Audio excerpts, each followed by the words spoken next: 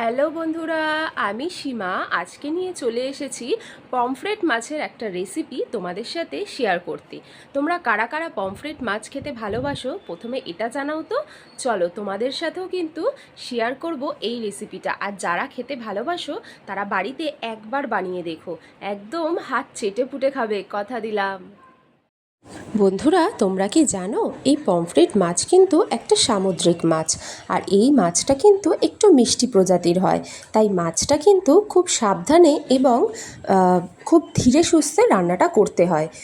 তার জন্য দেখো প্রথমেই আমি মাছটা কিন্তু ধুয়ে বেছে নিয়েছি, এরপরে নুন হলুদ দিয়ে ম্যারিনেট করেও কিন্তু বেশ কিছুক্ষণ রেখে দিয়েছি যাতে মাছের মধ্যে নুন হলুদটা অ্যাবজর্ব হতে পারে। তারপর কড়াইতে সর্ষের তেল গরম করে আমি কিন্তু মাছগুলো একে একে ছেড়ে দিয়েছি। আচ্ছা, তোমাদেরকে বলে রাখি এই মাছটা কিন্তু খুব বেশি ভাজার দরকার হয় না, জাস্ট এপিট আর ওপিট মানে 2 মিনিটের মধ্যেই কিন্তু মাছটা ভাজা হয়ে যাবে, এরকমভাবেই ভাজতে হবে। না হলে কিন্তু মাছটা আবার শক্ত হয়ে যায়। তোমাদের আগেই বলেছিলাম যে এটা সামুদ্রিক মাছ এবং খুব ধীর স্থির মানে মাছটা।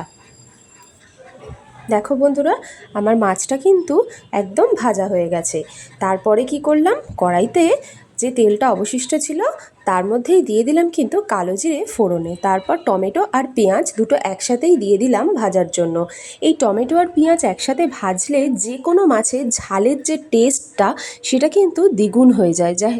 কেন কি, টমেটোর একটা টক ব্যাপার আছে, আলাদা একটা ফ্লেভার আছে তার জন্য।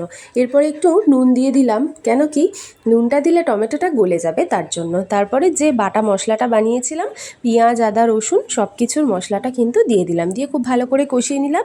তারপর দিলাম রোজকার মশলা, হলুদ গুঁড়ো, লঙ্কা গুঁড়ো, ধনে জিরে গুঁড়ো আর খুব অল্প করে কিন্তু গরম মশলা, জাস্ট একটা ফ্লেভারের জন্য। দিয়ে 4টে কাঁচা লঙ্কাও কিন্তু ভেঙে দিয়ে দিয়েছি। দেখো বন্ধুরা, আমার কষানো রেডি হয়ে গেছে। পরিমাণ মতো জল দিয়ে মাছগুলো ছেড়ে দিলাম।